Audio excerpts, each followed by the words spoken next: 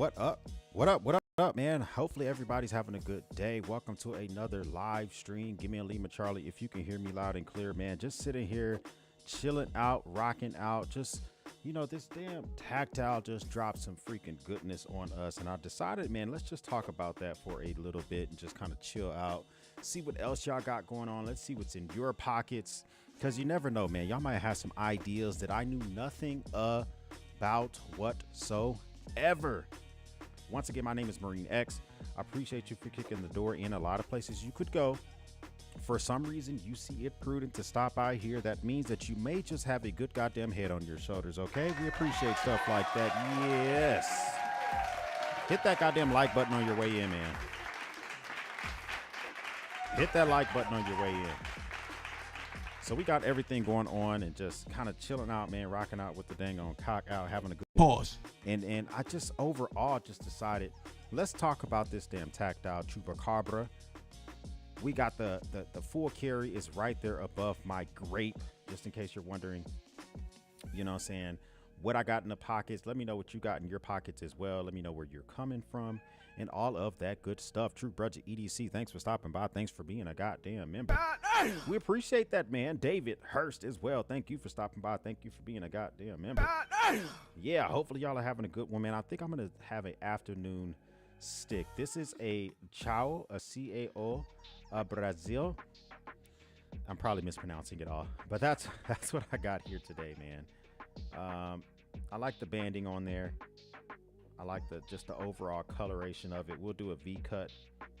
Shout out to live stream sponsor Tisfa. They're not sponsoring today, but they're dope, unique lighters and all of that good stuff. So we'll use this to kind of have an afternoon smoke and see what's going on while you guys tell me in chat.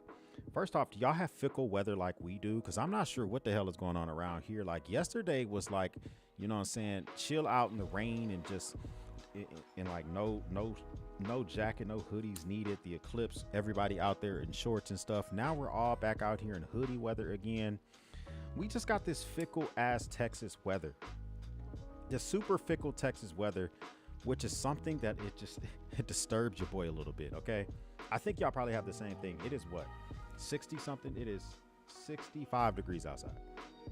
Well, yesterday it was like in the 80s. It's just like all over the place. I don't know, man. Hopefully y'all are not giving in the same fickleness as well. X shares in the pocket for True Budget EDC. Glavin wallet. I don't know if I've heard that. Maybe I mispronounced it. If I am, my bad. An MVMT watch, a classic SD, and a Mad Medical Supplies. Obviously, you got to have your medical stuff on there. It's 70 degrees for you as well. It's crazy because for me personally, I know that I think MVMT reached out to me to possibly even check out some of their watches. I'm kind of like pumping the brakes on watches right now. I've kind of felt this nice, comfortable spot in regards to, the watches that I currently have and all of that good stuff. Tactile Knife is in the building as well. Thanks for kicking the goddamn door in, sir. If there's any questions, he can answer them as well. And I'll try to answer as many as I can. And so just give some more time for some more folks to follow up in here. I thought about spinning up a movie and all that. Hey, listen, you know what's so crazy is I thought about doing a series that talked about what do working professionals use, whether they're in nursing or they're EMT or they are, whatever, a police officer, if you're in trades, you're an HVAC guy, you're an electrician, you work from home, like whatever, like what do you consider something that you may want to see in your everyday carry? Now, we're going to jump into the knife itself and just talk about, I dropped a video earlier, kind of giving my initial thoughts, but let's just admit it. This is a scissor dropper. This is scissors worthy. Okay. That's damn scissors worthy. Okay. I will say that overall, I am loving the way the blade feels in the hand, the knife feels in the hand. And I don't know listen, I've been writing contracts since 2006. Okay. And for me personally, I've been writing, administering, auditing contracts since 2006. I've probably administered and written $2 billion worth of contracts from the people such as Lockheed Martin, Raytheon, BAE, General Dynamics, small mom and pop shops. I know how to tell when pricing is fair and reasonable. I may not be a knife expert, but I am an expert, in my opinion, on determining when pricing is fair and reasonable. I also have a master's degree in procurement and acquisition management. I have a master's degree in organizational leadership. This is not my first rodeo when it comes to knowing if we got a price that's fair and reasonable, and we got one today, okay? I'm not trying to stroke the ego of Tactile, but we do have a fair and reasonable price after my research. I know what is going on when it comes to that type of stuff. I talked about this earlier. We have to anodize aluminum scales on this thing, and when you anodize aluminum, it does make it up to 3 times stronger, more durable than regular aluminum, which makes it less susceptible to scratching, makes it feels more durable in the hand, right? So a lot of people are probably going to use their index finger to close this when they're playing with the knife. But in my opinion, if you're actually using this knife like you should, you're probably going to use your thumb, because if your hand's on a workpiece or something like that, so you got your hand on a workpiece, you go to make that cut, you're probably just going to release the knife like that and put the knife away into your pocket. It's highly unlikely that you're going to be doing any crazy moves. But when you're just playing around with the knife, yeah, I get it. You're probably going to use your index or something like that. But I love how beefy this thing is. I would say that one of my premium knives is the We Knife Nitro, which in and of itself is a pretty beefy boy. And I'll bring it a little bit closer. They are, I mean, look at the Tactile compared to that We Knife Nitro. We Knife Nitro coming in for a little bit more money than the Tactile. The We Knife Nitro is going to be a CPM 20 CV.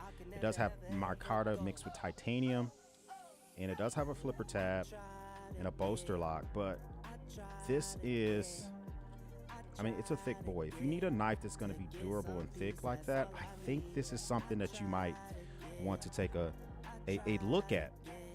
Now, this doesn't release until the 11th, and they're ready to rock. I can tell you that much. This is not their first rodeo on a drop. We also kind of take a look at my daily driver right now, which is the Hogue Deca with the CPM 20 CV. And I will say my daily driver, which is right now, is something that I've been wholly trying my best to stick to and stick with as much as I can. But if we come and look at the comparison with my daily driver of the Hogue Deca, you see that sheep's hook compared to the Warney. Both have their pros and cons, but look at the thickness of the blade. Now, if I was going to be going hunting, which, to be honest, we do have turkey season coming up soon, so maybe I should get ready to take this shit out there, Boosie. Come on now, dog. Turkey's coming. Come on, man. Okay, the Tactile can cut some breast off a bird. Okay, I can sense it in my bones. Okay, this is a thick boy compared to my Hogue Deca CPM 20 CV. Now, the thing is I would love the Hogue Deca and Magnacut, but I don't need it. Okay, now I only own a few other knives that are Magnacut. They're both by Montana Knife Company. Let me tell you something. This is a crazy working edge. I can't speak specifically to the Tactile because I haven't got to the working edge yet, but for my Montana Knife Company knives, who Master Bladesmith Josh Smith, he designed those. He works in-house with Montana Knife Company. Crazy working edge once you get past the factory edge. Neves Knives has personally tested the Magnacut that comes from Tactile. I don't know how to test that shit. He does. Okay, Jared at Neves Knives, he has said that in a folding knife, that the HRC for a folding knife for the Tactile Magnacut is the hardest that he has ever tested. Okay, sir, they're going to be saying, damn, son, where'd you find that shit? Damn, son, where'd you find this? It's USA made. Okay, it's something that it's important to me every now and again. USA made here. Most of the stuff is made in Texas, milled in Texas, or sourced from local Texas companies. A few things are made in California and other places, but I'm just going to ballpark and go with at least 85 to 90% of the materials in this are made in Texas. And I don't know what percentage are made in Tactile's facilities, but if you've ever seen a tour of their facilities, Neves have done one, I've done one, you could understand the actual amount of work that they can do in their own facilities. So that's something overall that I think is a freaking fantastic thing as well. Now you can get the tumbled or you can get satin. I get tumbled because I tend to do silly things with my knives, right? So let me see here. I have the TRM. This is one of my favorite. Oh my God. This for crossbar locks, hands down for crossbar locks. This is probably my favorite knife. The TRM Shadow is just probably my favorite knife for the crossbar locks. Now I will say, look how chunky. Okay, Tactile's getting up there with the TRM, Look how chunky the goddamn TRM is, sir. Three Rivers Manufacturing. A chunky boy. Hold on, let me fix my camera before I lose it all. A chunky boy, man. It's just like one thing that I did not expect from them overall. Hold on, let's not lose it all. There we go. It's just to have this chunky monster. And so for me personally, I think that I'm becoming more and more of a fan when it comes to having a big old beefy boy, having big beefy options like that. And so when I see Tactile's coming out with theirs, and then we see TRM with the big chunky boy as well. When it comes to the chunkiness, we see that. But even with this chunky as the TRM, look at the blade stock. Okay, so Tactile is still putting people in the grave site with the amount of steel that's actually being provided. And then mind you, this is CPM 20 CV steel on the TRM, but they both have that Tactile calls it a tumbled finish. I don't know, I guess, is that the same as stonewash? Is that like a cute name for stonewash? Is it the same thing? I don't know, because I have a stonewash on this TRM and they look similar. But look at the edge that I was able to put back on the TRM after a lot of use on there. The edge that's basically coming from factory from Tactile, and the edge that I was able to put back on the TRM is all shout outs to Neves Knives. I learned how to do that from him, so we appreciate that stuff like that. Favorite crossbar lock, hands down. But just having this super lock, I've never experienced it before other than the We Knife Vision. I think it's called the Vision or Vision R or some shit like that. And for me personally, the We Knife, you were able to pull the lock out of the knife. That was weird. Secondly, the pocket clip is located in the back. It makes it so hard to flip that knife. When I use knives, the pocket clip assists me with opening knives. My fingers are normally gripped around pocket clips. Okay, that's how I normally assist. Even it doesn't matter if I'm doing, using my thumb or if I'm doing a reverse. My fingers are back there for leverage. So when a We Knife has theirs back here, it's a unique design. So I don't have it, but I wish they would have just brought over some of their tried and true designs, which they just keep the pocket clip right here in the middle. It would have made more sense for me personally. It just makes more sense for me personally. But what do I know, right? I don't design knives or make knives, so they can just tell me to pound sand. So I think that overall, if you look at comparisons, now checking out what was actually mentioned on Knife News. So I checked out the knifenews.com. They have an article that talks about this as well. And they are pretty, so some good ends coming in from Tactile Knife, and it's using the super lock. As mentioned, this thing is coming in with a blade length of 3.3 inches, so smaller than the Rockwall. It's larger than the Maverick. I've only like played with the Maverick. I don't own one, but I can tell you that for now, this is pretty much a sweet spot. So if I do a comparison sakes, looking at Blade HQ and kind of comparing and contrasting some of the vibes, there are knives made in America with Magnacut that are cheaper. As I mentioned earlier on my video, we're talking about the Hogue Deca, but you get the polymer handers. There's some knives by Kershaw, but they're not necessarily, I think a lot of them may have been OTFs. I don't even know if they were folders. And then after that, you kind of start to get around the Spyderco areas. You kind of start to get around different areas for pricing wise. And so when I say pricing is fair and reasonable, what I mean by that is if you stack and rack them next to their competitors, it's fair and reasonable. Now, if you put this next to a freaking Civivi Elementum, absolutely. Hey, okay, bro, come on now, dog. Okay, if that's your ballpark, that's your ballpark. Come on, man. All right, so just something to think about as well. The real Chris Brown is getting super excited about that thing, sir. Put your goddamn tongue back in your mouth, sir. Pause. You never know. Okay, oh, that's Drew. My bad. Put some respect on your stuff, man. Oh, man. So overall, man, I think that this is a very good step in a concept of trying to put out more quote-unquote budget Magnacut. I think this makes a ton of sense. Now, there are other companies that are trying to do like budget Magnacut. They're not all made in the USA. That's one thing to think about. And then you also have to think about the fact that some of them don't have all the features that I particularly want. If I spend more than $150 on a knife, I want to be able to open it at least 2 ways. And if I can't open it 2 ways, then the minimum, all I want is a thumb stud. So if there's no flipper or anything like that, I just want a freaking thumb stud. Okay. And so a lot of companies are charging for, one thing I've noticed on Blade Bench and resellers and stuff like that, there are a lot of people who are reselling knives that are Magnacut that are flippers only. And if I could interview everyone, which it's impossible to do, but if I were able to just corner everybody and interview them, one of the things I would say is that, for that type of money, wish there was more than one way to open it. So now here's something that I saw was interesting, right? You know what I'm saying? The Kershaw Link, they come into the olive color. Now, the scales, I'm not sure what these scales are. They look like aluminum scales. This says Magnacut for the description, but in the description down here, it says CPM 20 CV. Now, one thing I would say is Max Level EDC purchased this from Amazon to see, was it a mistake? Because in the actual name of it, it says Magnacut, but in the description, it says 20 CV. He bought it and it is Magnacut. However, even though it's only $89, I've owned a Link and a Dividend. They're not for me because I don't like flippers only. I don't really mess with flippers only too often.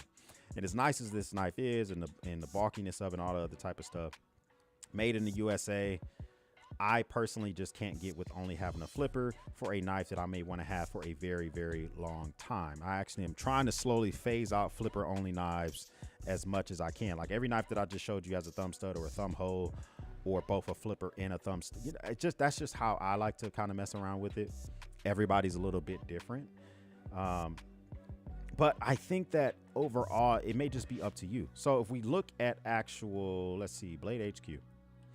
Now, Blade HQ does have made in the USA Magnacuts. They do have, let's see, made in the USA Magnacut. If we go here, of course, we got Montana Knife Company. We have some Dawson knives, which I've never heard of. We go to Knife Center, Amazon. Let me see some compare and contrast real quick. So the Mini Speed Goat, USA made. Let's go to Blade HQ and see what they got. Because the first immediate thing that I took a look at to see, like, what are some of their competitors, what are some of the things that they have, was Blade HQ. Was just straight up and down going to Blade HQ. And so they give all the information that you need on what Magnacut is, why do people like it so much, and all that good stuff. But then they also have the 404. Really, come on, Blade HQ. Let's get these ducks in a row. So these are all the these American-made knives. And then if I single this down to Magnacut, CPM Magnacut, we get 571 results. And then if we actually sort this from low to high, this is just kind of how I started my research to try to figure out if pricing was fair and reasonable. And Captain Murphy says, I moved past the speed save. Yeah, speed save technology is Kershaw's technology, and I think it's freaking fantastic. Wait, gotta hydrate. Y'all ever had the liquid deaths? You ever had these things before? These things are freaking delicioso. They're like mineral waters. This one's a liquid death with the flavored, a little bit of flavored lime up in there. Okay, thing is pretty freaking delicious. LCV Blades, thanks for stopping by, man. Appreciate that. So if we go back and we take a look at some of the price comparisons, this is what I start to do when I try to figure out, is pricing fair and reasonable? Like where does this fall at? So we saw the Dividend is $134. We see now I'm only looking at folders. I'm not looking at any OTFs, anything like that, right? So I want to check out something that's comparable. So you see that the whole Deca, whether you want the clip or the warning, are 148, 148. So 149, let's call it 149. But those both have polymer handles. I don't know about you guys, but me personally, I don't like polymer handles. They feel like plastic. They try to sell it to you by saying that polymer handles conceals the hardware and it's less susceptible to scratches and all this other type of crap. Maybe, but the reason that they're able to get you CPM Magnacut for $148 in this competitive market is because of the hardware. It's USA made, and as I mentioned earlier, if that's what you want, then go for it. Me personally, I know that it's not nothing that I'm going to want to mess with for a relatively a long amount of time. Then you got this like the Spyderco Native, which is a made in America. Then you got one offering from Tactile themselves, a couple of offering from Tactile. Now I have the Tactile Bear, and I have it, I think in the copper scales is what it is, and it's Magnacut.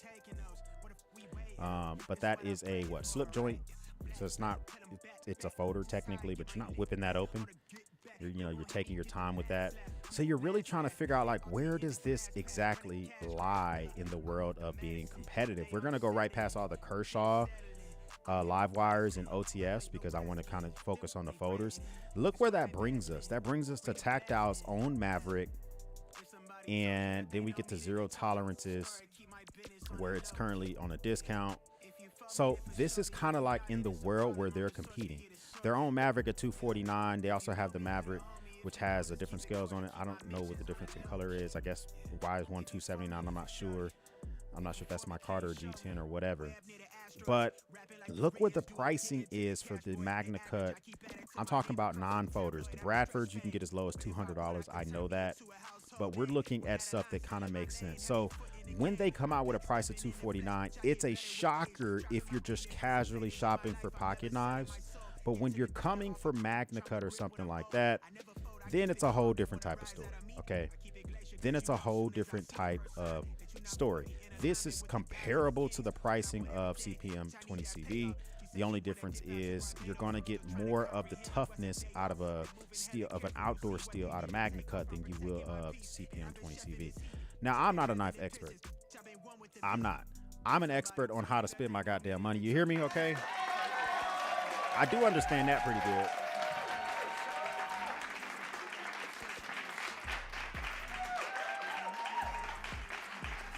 I do have a pretty good understanding of that. So when I get this in the hand and I'm seeing the offerings for it, where's the center? There we go. There we go. It's hard to do this upside down sometimes. But that's why I know that the pricing makes sense. Now you got to think about, are you okay with aluminum scales? Now the thing is, the success for them to come out with composite materials such as micarta or G10, let's just be real, like they're a company, and for them to decide to bring out a V2 with this and come out with composite materials, that's going to directly depend on how this sells. If this sells like poo, they can't even push the first V1 out the stores, then why would they bring over any other type of materials? I'm not telling you to run out and buy it. I'm just saying that if you're waiting on composite materials, if you're waiting on other colors or other handle materials, you have to think of it in terms of overhead. You have to think of it in terms of machining. Do you want to change all that stuff out for a knife that's selling like a dud? There's a reason why Benchmade turns all their knives into like bastard children. They don't have like a father. They just keep on pumping them out. Okay, 2017, they dropped the Benchmade bug out. It's so like hotcakes. 2019, they dropped the mini bug out. Then they dropped other variants of the bug out, and they just keep doing it over and over and over again. So it only makes sense that they continue to do stuff like that when it makes sense for them. Another example will be Tactile's sister company, which is Tactile Turn. They sell obviously bolt action pins and side click pins. They decide to come out with different variants of pins depending on how something sells, right? So if you have like something such as this here, which is a fantastic looking freaking bolt action pin that they make, but they're not going to Cerakote or come up with unique colors of any of these pins. This is a forced patina pin. This is one of their like pins where they Cerakoted the process and something like that. If the original pin was selling like shit, that's just not going to happen, right? So if the lefties are not selling very good, why would they take the expense to expand that and change the tooling and do all that type of stuff? Yes, I am. Oh, let's just start off with my bias. I am a Tactile Turn freaking fanboy. Okay, let's just keep that real. Okay, 100%. Was that noticed at the beginning, right?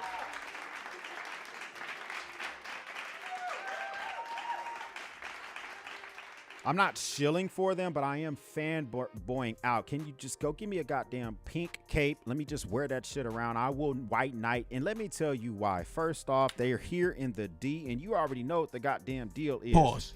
Not that D, okay? Chill the fuck out. What I'm saying is it's a made in the USA. It's a company that is hiring and employs USA humans, right? Humanoids, citizens. They're making primarily... I don't want to go on a limb and say everything because I don't know the entire line of all their accessories and all their knives. But everything that I've gotten my phalanges on is made in USA. The pins, the knives, I think they're doing 100% of everything in the USA. But I don't want to say that and then somebody starts to get, well, actually, X, I was looking. Okay, I understand that, sir. Put on your goddamn shit, man, okay? What? Just put the shit on, man.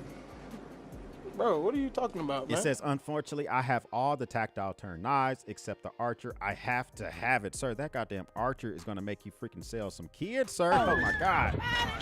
He needs some milk. That Archer, I just need the price to come down a little bit. Not really, because I understand the machining. Have you seen the machining on the Archer? The way that the scales come together in this beautiful pattern in the middle. I understand the pricing, okay?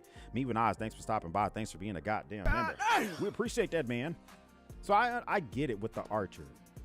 You know, I don't particularly, it says, everything is made in-house except for the stop pins, washers, and bearings. And even those, you know, everything is made in-house except for the stop pins, washers, and bearings. But even those are still sourced in the United States. I think they mentioned that they get the bearings from another Texas company. Maybe don't quote me on that. I might be wrong. Okay, I might be wrong. I don't fucking work there. But the point is to proudly wear the USA made labeling. For instance, give you an example of Leatherman. I have the perceived thought that everything that I touch from Leatherman is made in the USA. It's absolutely not. If on the pliers themselves for your Leatherman multi-tool, if it doesn't say stamp made in the USA, it's not made in the USA. For a Leatherman tool to have that stamping, 70% of the tool itself has to be sourced and made with USA parts, not just assembled here, okay? So that's something you have to think about as well. For instance, the watch that I'm wearing today, it is from VAR. I love VAR. There's not a lot of brands making watches in the United States fully. Hamilton used to be one. Hold on, let me see. Where's the center? There we go. Hamilton used to be one, and Hamilton moved all their facilities to Switzerland. So this is a Switzerland-made VAR. I have a USA assembled VARs, but none of them are 100%. None of them are 100% made in the USA. They're just assembled in the USA. But to assemble a pocket watch, or to assemble a watch overall, is still employing employees, the overhead, the manufacturing. That's why I like to support companies like Presidus and VAR and stuff that are assembling watches in the United States. This one just happens to not be made in the United States, but you understand the overall point. Okay, you can't get that with everything. A lot of people ask me, X, can you offer me a USA made flashlight? And that's hard. It's hard. You do have places like Princeton Tech. Princeton Tech is making flashlights in the United States. You have Maglite, they're making flashlights in the United States. But a lot of times you're going to be stuck with going with one of these overseas manufacturers when it comes to flashlights. Now, one thing with Princeton Tech is they were really, really highly targeted towards working professionals. One of my buddies is an underwater welder. So you see this person here in the middle of the screen is diving. One of my buddies works off the coast of Brazil. He makes $400 an hour. Oh my freaking God, so much bro, money. come on now, dog. Oh my God.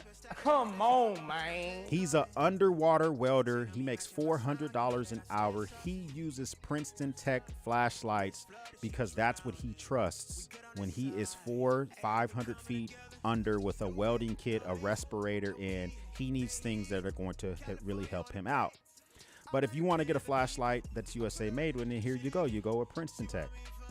But, you know, if you're really trying to figure out, if you want to be like USA made everything, sometimes that's just a hard thing to kind of buttonhole yourself in, right? I try to go for it when I can, but it's not always doable. Now, there's some things that are 100% very easy for me to go for USA made. As mentioned earlier, I go with tactile turn pins. I also mess with Bastion, but they don't make their stuff in the US, not all of it. For pins wise, but I like to explore that when I can. But here's another thing that I think about when I think about USA made stuff, right? Have it says even USA made lights still have USA components. Says me when I was or overseas components. So here's the thing: I am not a made in America snob. I am an employed snob. Here's an example: Harbor Freight has over 1,000 stores. Every store has American employees. But they don't make any tools in America. So you would say, how dare you shop at the Freight X? You should be buying America. Whoever makes tools in America. Let's just go with Tecton. Tecton makes a lot of tools in America. Crafton makes some tools in America. Neither one of those are sold at Harbor Freight. So you would tell me I need to buy Tecton tools. They employ less than 400 people just so I can buy made in America. Or I can buy Harbor Freight that has over 1,000 stores and has almost 30,000 employees. Which one makes sense to you, okay?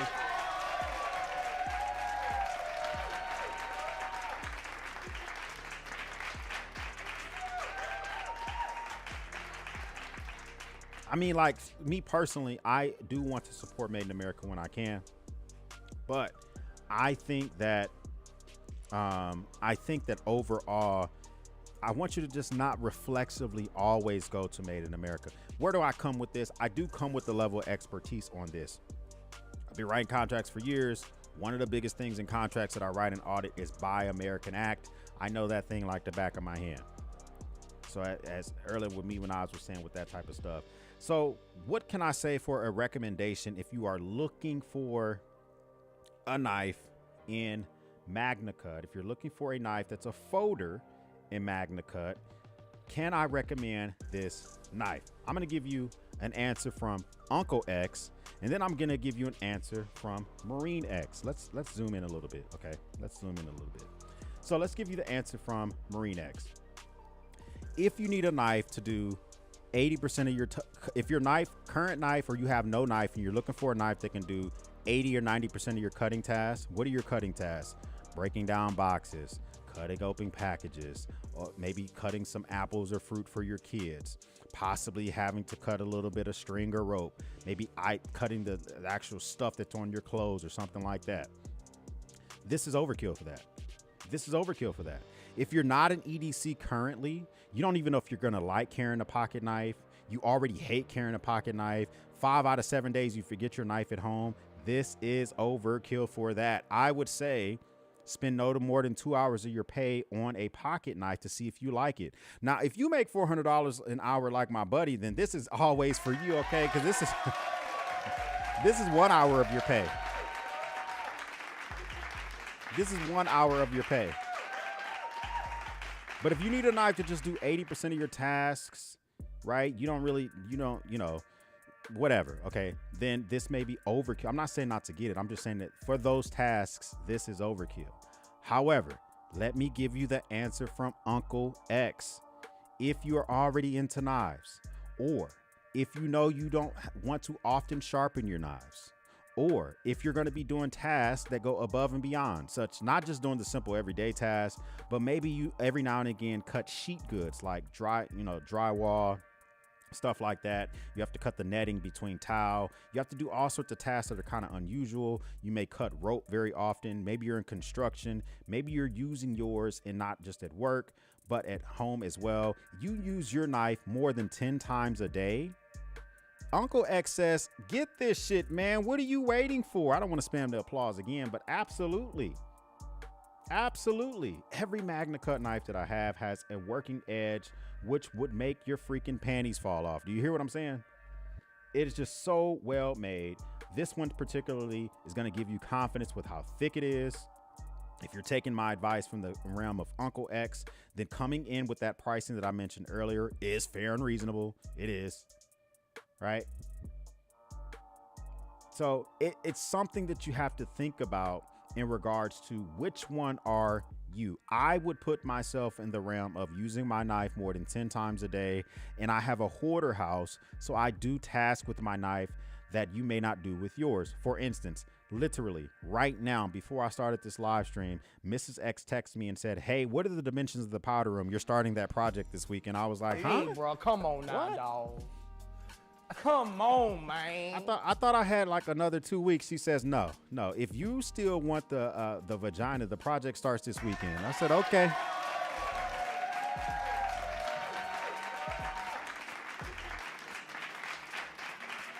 Okay, I understand that.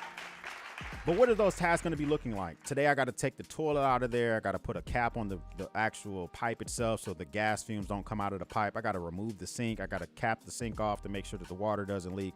I have to remove baseboards. I have to cut off wallpaper. Did you hear what I said? I get the opportunity to soak wallpaper, slowly cut off some old drywall, the threshold for the doors. The knife is about to get deployed for me. That goes on top of my everyday tasks, opening freaking wipes and diapers and packages and breaking down boxes. I'm a YouTuber, so I get a lot of different crap. This works for me. I have a buddy that's 2 houses down. He's a pilot for American Airlines. This would work for him because of his salary, easily. I have a buddy who just got evicted. This would not fucking work for him, What? okay? You understand what I'm saying? Bro, what are you talking about, man? So everyone's going to be in a different boat. For me personally, take my advice, whether it is Marine X or Uncle X, figure out which one that you fall in. If you fall into the realm of taking advice from Uncle X, I'm telling you, from my research, looking at Blade HQ, knives.com, knifecenter.com, and also just browsing around the intranets, when it comes to folders, other than their own in-house competition, such as the actual Maverick or something from USA made Spyderco, there's not a lot of competition in this exact price range, and with the super lock. That's something else that no one else in this price range is doing. So if you want to try that out, that might be something that you might want to check out as well. Let's see what questions y'all got over here, man. It says, yes, I love the Uncle X and Marine X come in and give us the sauce. They don't fight. They just give the truth. Hey, listen, I'm just giving it, and it's just my opinion. I might be completely wrong. Tell me the pound sand. Maybe I don't know what the hell I'm talking about, right? You know what I'm saying? The paraframe can handle those tasks as well. Is the paraframe by Gerber? Is that by Gerber? I think so, right?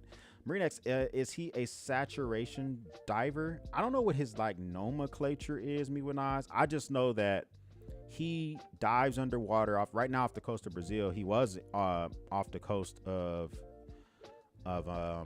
Jordan in a super dangerous area. He was right in the Red Sea area. He services like vessels and boats that need underwater repairs.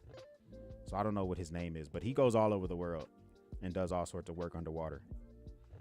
He says, I'm going to go with Uncle Ed. Scooch, thanks for kicking the goddamn door in. And that's the one thing I want you to think about is I don't want you to think that whenever I'm presenting this stuff, like full disclosure, when these drops, if you use the links that I put, I get a kickback from that.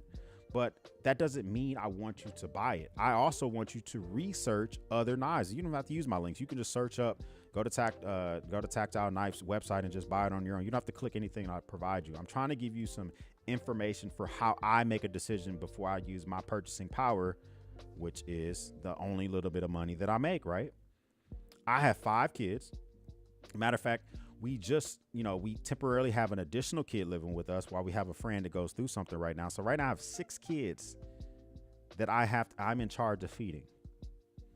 I got a 4,000 square foot house full of bills, a fine ass wife that also needs, she has some things she needs to be taken care of, and I got to take care of myself. So I always have to make these decisions with my purchasing power.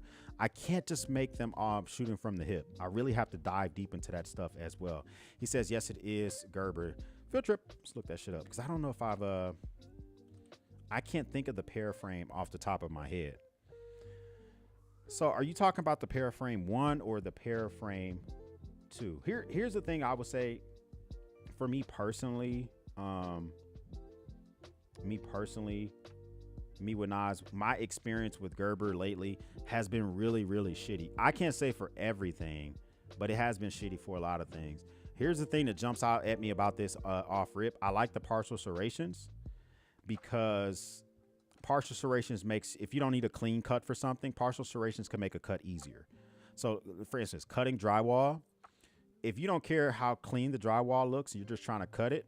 Sometimes you're just like, F it, I'm going to use the serrations, or you're cutting rope or something like that. But I will say that I got the Gerber Assert S30V it's just so shitty. And I had to, what I mean, the blade still is fantastic. It's the detent, it's the opening mechanism, closing. It's just so shitty. And I actioned the knife probably close to 200 times, and it's still not doing it for me. If I got the Paraframe, I probably would get it. I don't know, because I have a fantastic Gerber Fast Tanto Auto, which I've had for over a decade. But I mean, that's a big beefy knife. He says the Paraframe sucks. Okay, I got you. Yeah, so for me personally, it's just, I think this is a good knife to leave on your workbench to open packages with. You know, it just depends. Drift is here as well. What's good? Just checking in, taking a mental health day off and cleaning the house. Love the knife, but love my life. Don't want to be crucified by my wife. Hashtag bars, man. Hashtag bars.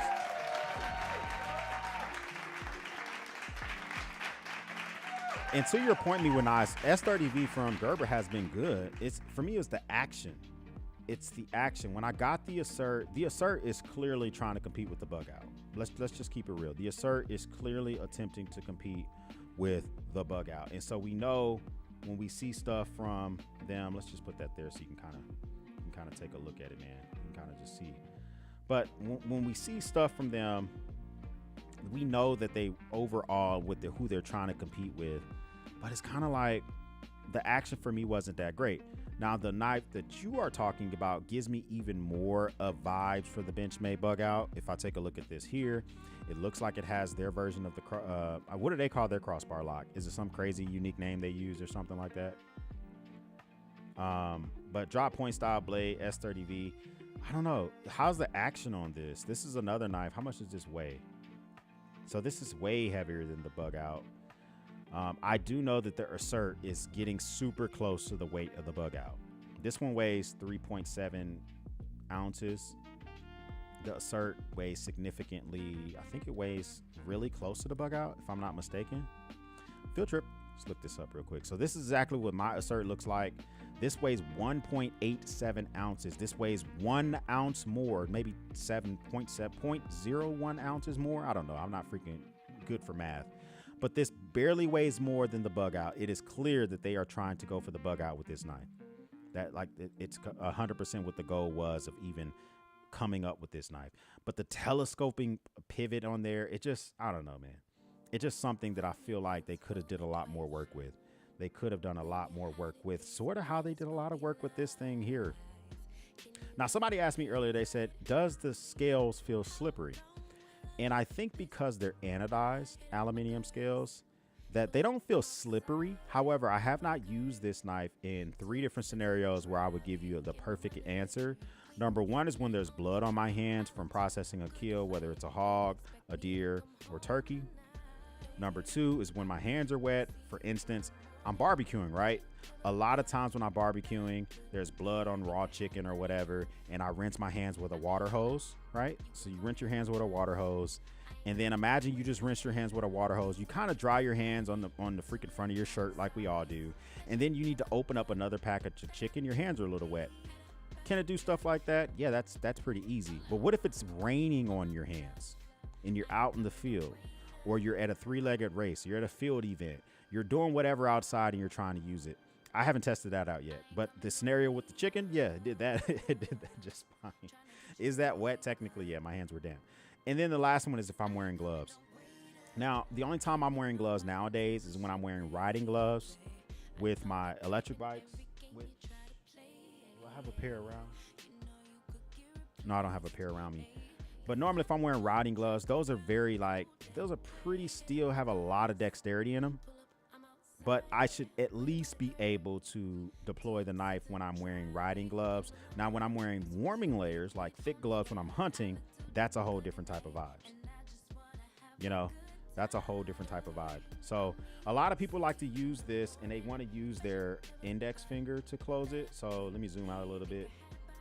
So when you deploy this, I told you I naturally just like to use my thumb, allow it to fall onto my index and see where the sharpening, the finger choil and all that, kind of like it's all there. It's not going to actually get you. And then you can just move your hand out the way and allow for it to close down. If you're just playing with this knife in your house, you're probably just going to use your index. But I'm telling you, from using this as a work item from opening chicken to actually using it around the house, breaking down boxes, you tend to have your hand on a workpiece and release the actual knife onto your finger and just move your finger out the way so that you can keep your hand on a workpiece. So that's been my experience with it. I can't tell you how you would use it, but I don't want you to be deterred, like, you know, because I've seen some complaints that some people are complaining about the jipping on the release for the lock. So if we look here, get all up in there, you see the jipping kind of like those right there. It doesn't go all the way up. Let me bring it down so you can see a little better. It doesn't go all the way up. It kind of stops right there. And so some folks are wishing that they would take that all the way up. I think that will be, it is on there for the actual release part right here. I think that's a complaint if you use your index a lot. But if you use your thumb, like I've been doing, it hasn't been an issue for me. I don't know what they imagined for you to use it for, but that's just something I thought about. It hasn't been an issue for me. But I need more time to give you like a full-fledged answer on that. Another thing I want to do is take this thing apart and see how hard it will be when it's completely dirty and you want to clean it and you're trying to maybe lubricate it and maybe put some preventative to keep it from rusting and all the other type of stuff, the hardware components. How hard is it to put back together? That's a thing for me as well. Like there are some knives I take apart. Like for instance, I took this We Knife Nitro apart. I almost just fucking threw this shit in the trash. Okay, hey, bro, so come on now, dog. Let me tell you. Come on, man. I'm already kind of mentally regarded when it comes to disassembling some stuff.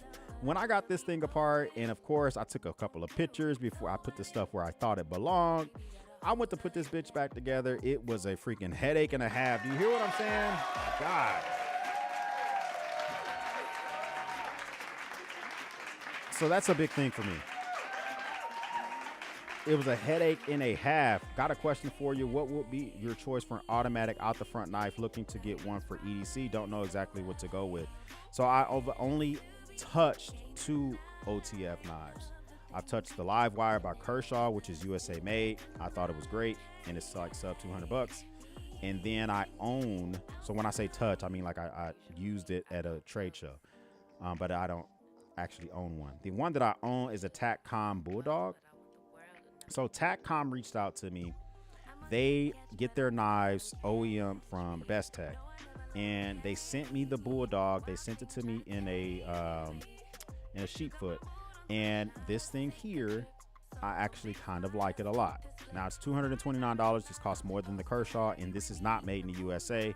This is an M390 blade steel. I don't know what the Kershaw live wire is. Is that Magnacut or is it M390? Somebody let me know in the chat.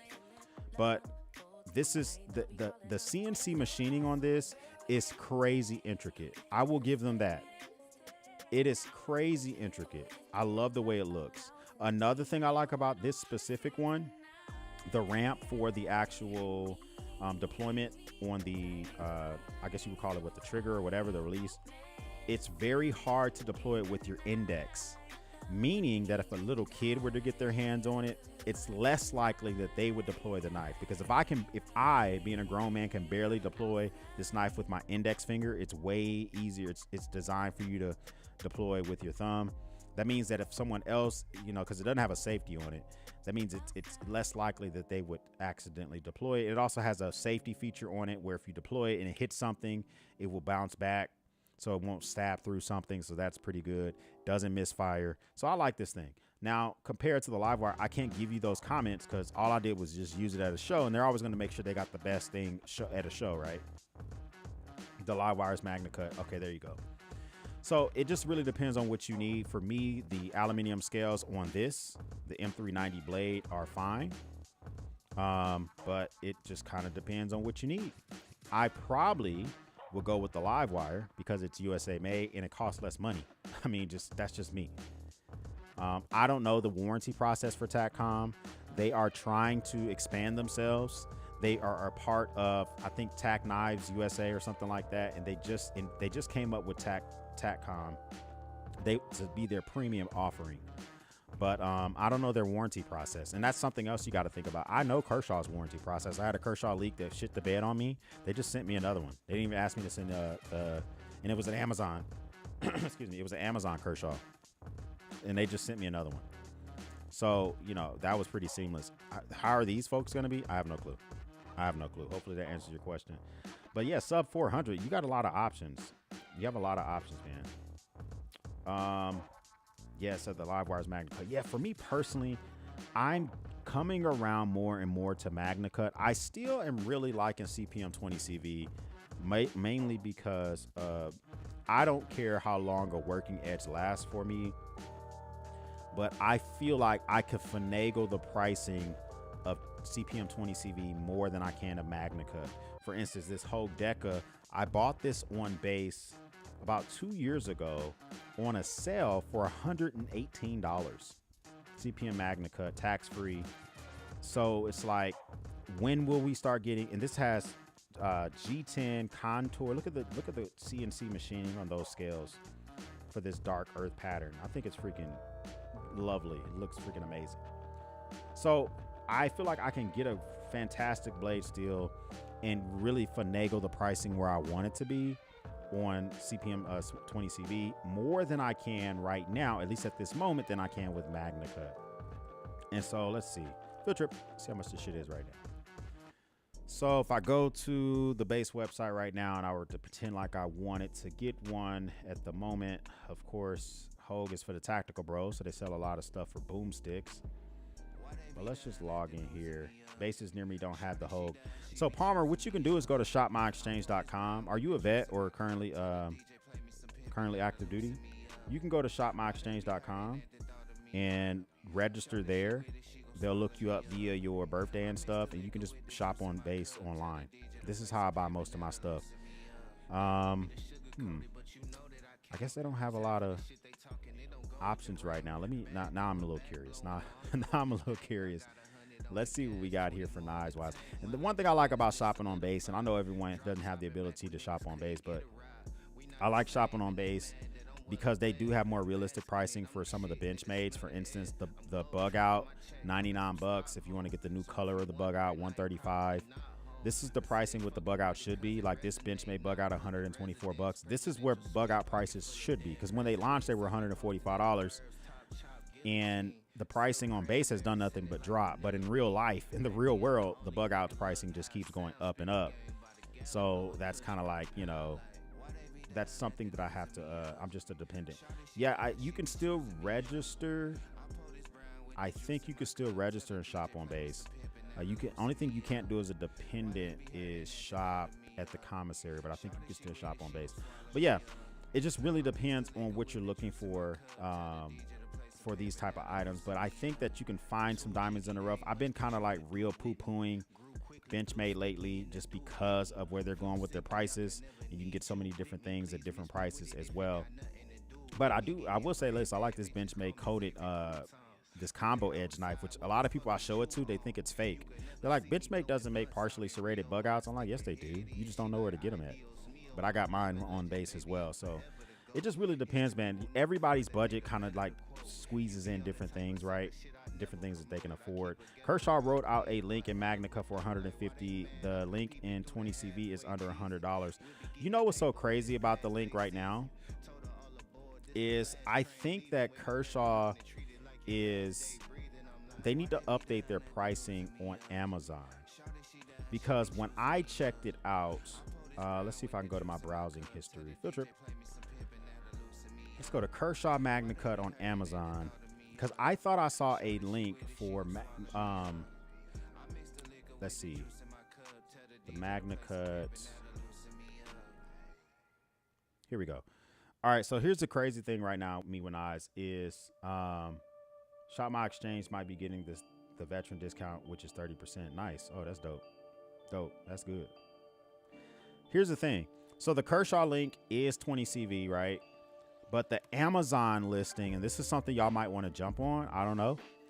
Max Level EDC purchased this because he wanted to test it out. So as I mentioned earlier in this live, in the title, it says Magnacut for the Link. But in the description down here, it says 20 CV. CPM's 20 CV. So we were trying to figure out, like, well, which one is it? If we zoom in a little bit more, you can see it says 20 CV down here. So Max Level EDC, he went ahead and purchased this for $89. and he posted a photo on his Instagram and on YouTube. It is Magnacut. It is Magnacut. So in the photo, it says CPM 20 CV. They're phasing this out on Amazon. They haven't updated the pricing yet. So if you want, if you want to get a Magnacut for less than $100, I'll drop a link for you that, this might be something that you might want to check out, because I'm not sure why they haven't updated their listings or whatever. You can go check that out for possibly grab yourself something for less than $100. But me personally, I don't want to just get a flipper only. I like a thumb stud or a thumb hole. Even if it is less than $100, I don't even want to spend the money. But I think that's a pretty good deal. Amazon is saying Magnacut is shipping. Yeah, so maybe it's hit or miss. Maybe it's hit or miss with me when Oz, because Max Level, he definitely got Magnacut. At least the photo he sent, right? It's Magnacut, but they'll probably send 20 CV getting rid of the product. Yeah. So your mileage may vary. I'm not even really sure, like 100% on which one you're gonna get. I'm not gonna buy it because it doesn't have a thumb stud or a thumb hole, and I want both. Even if it is less than $100, I don't care about the blade steel for that low. I just know what I find comfortable whenever I'm using my items. So everybody's a little bit different. Everyone is a little bit different. Let me see what else got released recently on knifenews.com. So we heard about the Tactile, of course. Now Boker is releasing a knife that they're trying to make capable to be carried around the entire world, which that looks pretty interesting. Zero Tolerance just dropped a clad in a vibrant carbon fiber color. I don't know how I feel about that. This one here is coming in this Zero Tolerance. And of course, Zero Tolerance, just like Benchmade, is going to drop knives that are incredibly popular, right? So they just dropped this carbon fiber limited edition orange and red marble carbon fiber Vegas forged titanium frame lock. Oh, that name is so long. That thing it's cute. Okay, it's cute. You know what I'm saying? We goddamn cute on there. Hey, bro, come on it's now, cute. dog. Pause. Come on, man. Is it something that, I don't know. There's a lot going on with this knife. So the show side is the one with all the crazy shit on there. The other side with the frame lock doesn't have any of that stuff on there. I mean, it's coming in at $420. That pricing's not for me. Especially, let me see. Did this have no? Oh yeah. There's no way they can get the money out of me, because you can only open this with a flipper. There's no way I'm spending more than $150 and I can only use a flipper. There's just no way. Ain't no way. But a Boker just also released a carryable worldwide 2.0. So I'm assuming maybe it's the blade length plus it doesn't have a lock on it. I wonder what makes this carryable worldwide. It's $50. I don't know if they make this in Germany or if they're making this in China, but that's where they normally manufacture their knives. It's a nail nick, so there you go. So it's a nail nick. Manual opening. It's a slip joint, so it doesn't have a lock. So that's why it's worldwide. $49, 440C steels. Whatever. So this might be allowed to be carried in multiple different countries. So maybe this is something that you might want to look into too. I never really desired to make sure I have a knife with me in every country I go to. Maybe I should look into that, right? I'm not sure. But I don't know. I commend them for going for it. I do commend them for going for it overall. Now, a lot of companies are collaborating with Best Tech, as I mentioned. The OTF that I looked at earlier by TacCom is OEM by Best Tech.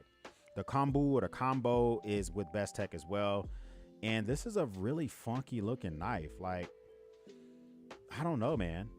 So this is I don't even know how to this is Best Tech themselves. Actually, this is Best Tech themselves. Never mind, I'm staying corrected. I don't know how I feel. I think I kind of like the way the scales kind of curved down, but it looks like it might be quite comfortable. So it's a two-handed opener, non-locking. There you go with the Boker. Okay, that makes sense because it is a nail nick. Now this one has M390 blade steel. It's a flipper only, but it does have like a divot. I guess maybe you can get your nail in there and flip it open. I'm not sure.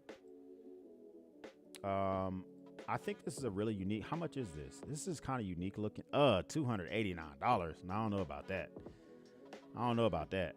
It's titanium scales, black stone washed. It has an HRC of 51 to 60. I mean, obviously it's not Magnacut. I understand that, but for me personally, like that is a lot of money. Save $50, 14% off. Yeah, I don't know, man. It's a UK PK. Yeah, I personally am just not a big fan of some of these like outlandish designs that are coming out lately. But overall, man, if you have any further questions about the actual Tactile, let your boy know. Let your boy know. You can either comment on the video that I dropped earlier, or you can, you know, comment here. If I can answer those for you, I absolutely will. Now, the number one question I've gotten, I say number one, it's actually like number 3, okay? Hey, bro, come on now, dog. That's just something that we say in America. On, the number one man. question that I've been getting, which is not the real number one question, right? But a lot of folks ask me, hey, look, so right now, X your daily driver is the Hogue Decker, and I'm trying to keep the Hogue Decker as my daily driver for at least 6 months. I put this in my pocket in January. We're now entering the early part of May, right? So, like, am I going to be pulling this out of my pocket? I'll put this in the pocket for a while just so I can get a real review. But if I'm not thoroughly using this knife like I should be, I'll let you guys know, right? I will let you guys know. You know, I will say it says that the HRC, 61 HRC is not particularly terrible for M390, especially for high. You know, I'm not saying it's terrible. I'm just talking about that the pricing is out of this world. And for me personally, I mean, for that blade still, I don't think it's terrible. I'm not an HRC expert. I just don't like the price. I don't care about the heat treatment of the HRC. The price was kind of up there, if that makes sense. You know what I'm saying? If that makes sense. But hey, guys, it is time for me to jump back into some work. I do appreciate y'all stopping by for another live stream. Any questions I can answer about that Tactile, I will do it. If this is the first time stopping by, hit the subscribe button. I would love to have you a part of the battalion. If this is not your first time stopping by, I'm not talking to you. You've already done what I need you to do. All right, guys, we will speak soon.